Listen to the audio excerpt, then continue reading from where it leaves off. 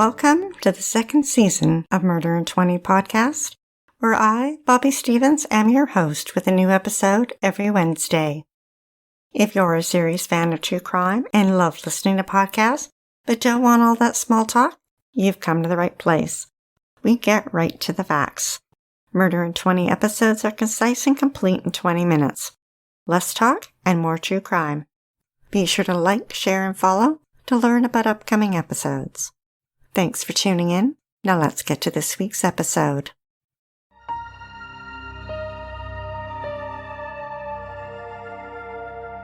Christian, Martin, and Stacy were together for 30 years and had 3 sons. Kit, the nickname he used, was an Apache helicopter pilot and had risen to the rank of major in the military and served overseas. His wife described him to Fox 17 News as always black and white. There was no gray area with him. It was either right or it was wrong. He was dedicated, loyal, faithful. He cared about his country and his family, and those were the top things in his life. After their divorce, he met Joan Harmon. She told him she was a widow. Her husband had been killed in a logging accident. The couple married in 2004, and her young children moved in with Kit. In 2008, his career took them to Germany, then to Rhode Island, and in 2011 they moved to Pembroke, Kentucky, where he was stationed at the Fort Campbell Army Base. Pembroke was a small town with less than 1,000 residents. The family settled into a house on South Main Street. It was close to town, yet had a rural feel to it. Large leafy trees lined the street, with houses on large lots, some rather stately, with southern front porches, others small and quaint. Kit and Joan lived across from Calvin and Pamela Phillips, a couple married over 30 years. Their only child was now an adult. Pamela worked at a local bank, and Calvin, who was retired from the military, was an entrepreneur. And next to them resided Edward Dansereau. Ed was a professional jazz pianist who loved sharing his talent for music and a gourmet meal with friends and family, including his longtime girlfriend Sally. After the move, things in the Martin household fell apart. Kit discovered that Joan wasn't a widow after all. Her last husband was still alive, and she'd never divorced him. He told her that he wanted to end their marriage. Kit's daughter Mackenzie, who was living with them, heard Joan respond, "If you leave me, I will ruin your life. I will ruin your military career. I know how to do it. I'll tell them you abused me." Kit was cordial with the neighbors, but it was Joan who got to really know them. She confided in Calvin and Pamela about her relationship issues with Kit. Meanwhile, rumors had started to circulate around the small town that Joan and Calvin were having an affair. The two spent a lot of time together during the day when their spouses were at work. Kit put Joan's threat aside, and their marriage was annulled in 2012. Afterwards, Joan called both 911 and the military and filed a formal complaint alleging that Kit abused her and her children. Then she moved out of the house. News 4 reported that at a family court hearing that same year, a judge denied a domestic violence order and stated that Joan did not meet the burden of proof. Kit still had to answer to the military for Joan's allegations. In the meantime, Kit remained working at the Fort Campbell base. He moved on with his life and met Laura Spencer. She was not only a nurse, but a professor at the Austin Peay State University. Laura and Kit became engaged, and she and her 2 children moved into his house on South Main Street. Joan was charged with bigamy for being married to 2 men at the same time. She pled guilty and in 2016 was sentenced to a diversion program for 5 years, which meant rather than a jail sentence, she was put on unsupervised probation. Joan told Pamela and Calvin that she was afraid of Kit, afraid for her life. Calvin and Pamela told Joan not to be afraid, but they needed to take measures to protect themselves. So the three of them, along with Ed, all decided to take a concealed handgun class together. One day, when Kit wasn't home, Joan had Calvin accompany her to the house to retrieve some of her things. Tucked in amongst some blankets, they discovered a laptop and computer disks marked secret. Calvin recognized them as belonging to the military and that they were classified material and that Kit should not have them. Rather than phone the police or military, Calvin took them. It's not apparent exactly when, but at some point, Calvin and Joan took them to the FBI. Kit soon found out that he would have to attend a military court-martial, not only for alleged sexual and physical abuse of Joan and her children, but now they added a charge of mishandling classified materials. Kit felt Joan was making good on her threat to destroy his military career. He could be facing 10 years in military prison. And Joan? Well, if he was found guilty, she would receive over $100,000 from the military in compensation. Kit knew he had to fight back. To clear his name and save his career, he hired a private investigator, Michael Gonzacci, a retired homicide detective. Michael interviewed Calvin in July 2015 and again in early November. The interviews were recorded. Calvin denied knowing anything about the abuse allegations, and in a twist, advised the investigator that he would be testifying against Joan at Kit's court-martial. On the evening of Wednesday, November 18th, Kit arrived home around 7:30 p.m. He entered through the back door as usual because the front door never worked. He and Laura celebrated their anniversary with a quiet evening at home. The Kentucky New Era reported that he bought her flowers. They enjoyed dinner and watched TV in the den.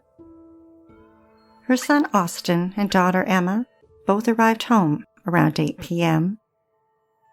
Emma went to her bedroom to get ready for bed. Austin popped into the den and watched TV with Kit and his mum for 20 minutes before heading off to bed.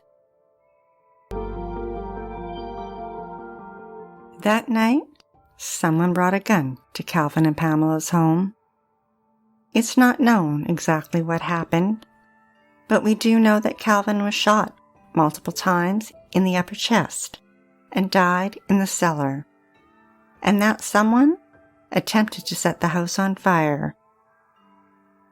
Then Pamela and Ed were shot dead, loaded into her car, and driven 2 minutes away to Rosetown Road. There, the car was parked on the side of the gravel road next to a cornfield. Accelerant was poured on it, and the car was lit on fire. Sally tried calling Ed numerous times that night, but Ed was gone, and the back door to his house was left open. Clarksville Now reported that around 2 a.m., residents around Rosetown Road recalled hearing a noise. Then at 8:30 a.m., the farmer who owned the land discovered the burnt-out shell. The car's windows were blown out, its taillights melted, and the color undistinguishable. The Pembroke Volunteer Fire Department responded. They noticed what they thought might be human remains and contacted the Christian County Sheriff's Office, who notified the coroner. Initially, it was thought there was only one set of remains. The car was removed and later examined.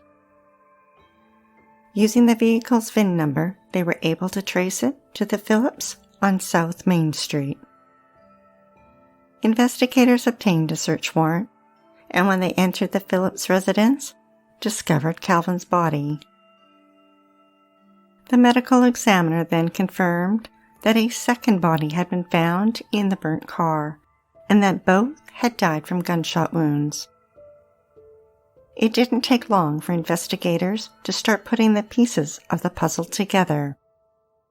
They discovered that Calvin was scheduled to testify at Kit's court-martial in less than 2 weeks. Investigators obtained a search warrant for Kit's house. At 2 p.m., Laura was home alone when she heard a window break downstairs.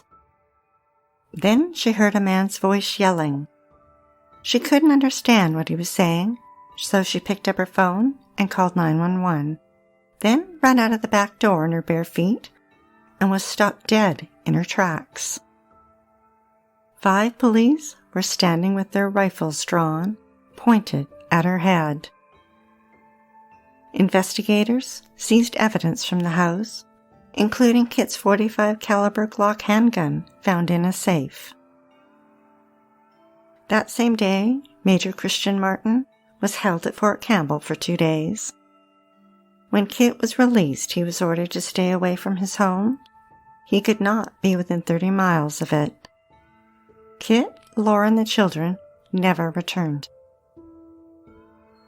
2 weeks after the murders, Calvin's son Matthew and Calvin's sister Diana were at Calvin and Pamela's home to clean it up and take a look for evidence. In the foyer, Diana discovered dog tags sitting on a shelf. At first she thought they were Calvin's, but then noticed the name, Christian Martin. Diana turned them over to investigators. 5 months after the murder, Matthew and Diana were back at Calvin and Pamela's house, when this time she spotted something on the back porch, hidden under a woodpile in the corner. Matthew instantly recognized it as a shell casing. Again, Diana turned the evidence over to investigators.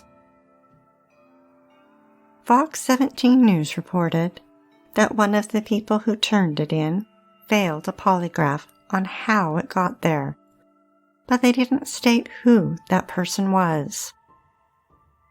It does make us question how someone could have found evidence that the police missed, evidence that wasn't difficult to find.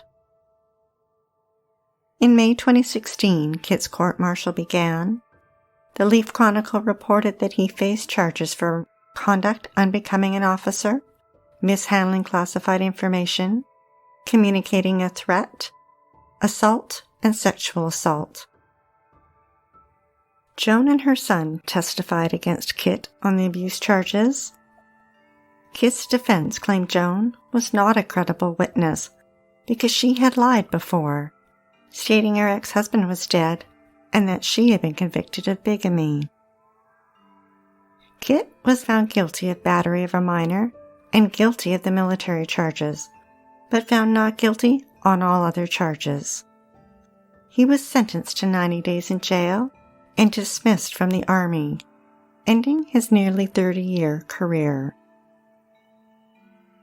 A year after the murders, friends and family of Calvin and Pamela offered a $100,000 reward for information leading to an arrest and conviction. Their son Matthew told the media, "They deserve justice after everything. So do we." Kit continued flying and became a pilot for American Airlines. The case of the murdered threesome went cold. Another year went by. Calvin and Pamela's son Matthew begged the Attorney General's office to solve his parents' murders. His passionate plea was heard. The office intervened in the investigation. They only had one suspect. Although Kit had been briefly detained after their murders, he had remained their prime suspect. On Friday, May 10, 2019, The Christian County grand jury indicted Kit for the murders of Calvin, Pamela, and Ed on the charges of 3 counts of murder, arson, attempted arson, burglary, and tampering with physical evidence. The next day, Kit was arrested in spectacular fashion. Dressed in his pilot's uniform, he was at the Louisville International Airport preparing for takeoff when he was arrested by the United States Marshal Service, the Christian County Sheriff's Office, and the Louisville Metro Police. In front of a plane full of passengers, authorities boarded the plane and placed handcuffs on Kit. He was booked into jail, still wearing his pilot's uniform. Kit was held on a $3 million bond. The airline suspended him and rescinded his travel privileges, pending the outcome of the police investigation. Kit was charged with 3 counts of murder, arson, burglary, and complicity, which means investigators believe that someone else assisted him. Fox 17 News reported that Mike, the investigator Kit had hired for his court-martial, sent an email to police defending his client. In it he wrote, and I quote, "Is the professional opinion of Mary Martin and I that Calvin Phillips was murdered in order to prevent his testimony on behalf of the defense. Witness statements strongly point to Joan Harmon as a person most likely to benefit from his silence." A year later, at Kit's preliminary hearing, his lawyer Tom Griffiths told the court that in his opinion, the Kentucky State Police mishandled and destroyed evidence. A hair found in Ed's car had been tested and found not to be a match to Kit. But then key evidence found in Pam's burned-out car was not preserved correctly and was either destroyed or the quality so poor it was unable to be tested. A firearm expert determined that the shell Diana had found on Calvin and Pamela's back porch did indeed match Kit's Glock gun found in his safe. But it was also known around the neighborhood that Kit target practiced with his gun in the backyard. His lawyer Tom told the court that according to the Kentucky State Police, the bullets that killed all 3 did not match Kit's gun. The defense took those bullets and submitted them to an independent expert who also testified that it was unlikely the bullets came from Kit's gun. In addition, Tom felt that the cell phone evidence analyzed by the Christian County Sheriff's Office was inaccurate when it claimed that Kit was at the crime scene and not at home, and that an expert hired by the defense disputed the sheriff's deputy, determining that it was physically impossible for Kit and Pamela's phones to have been in the same place at the same time. In June 2021, the murder trial against Kit began. The prosecution had no DNA evidence, no physical evidence. In their opening statement, they argued that Kit had the motive, the means, and the opportunity to murder Calvin, Pamela, and Ed, and that he'd left his dog tags behind when he cleaned up the murder scene. Kit's lawyer mentioned Joan and her bigamy conviction as someone who had the motive to frame Kit for the murders, and that she could have placed Kit's dog tags on the shelf in Phillips' home because she visited there often. Joan and her son were scheduled to testify, but they invoked the Fifth Amendment on the grounds that what they might say on the stand could expose them to prosecution. Laura, her son Austin, and daughter Emma testified, saying that Kit's house was old and creaky, and they could hear when someone was walking in the house or leaving through the back door, and that night they heard nothing.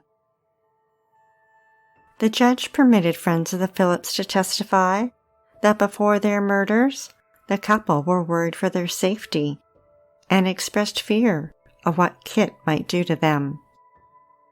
Kit's lawyer objected to the hearsay evidence, but the judge overruled his objections. Security footage from Kit's house that night was played in court. It showed him getting home at 7:30 p.m. and entering through the back door, then exiting at 11:43 p.m. and re-entering 2 minutes later. Kit took the stand in his own defense and stated that it was stupid that he had been charged with the crimes, that he didn't do it, and the evidence proved he didn't. After 2 weeks, the jury convicted Kit. He was found guilty on all counts. It had been almost 6 years since Calvin, Pamela, and Ed were murdered. Kit was sentenced to life in prison. Kit's lawyer intends to appeal.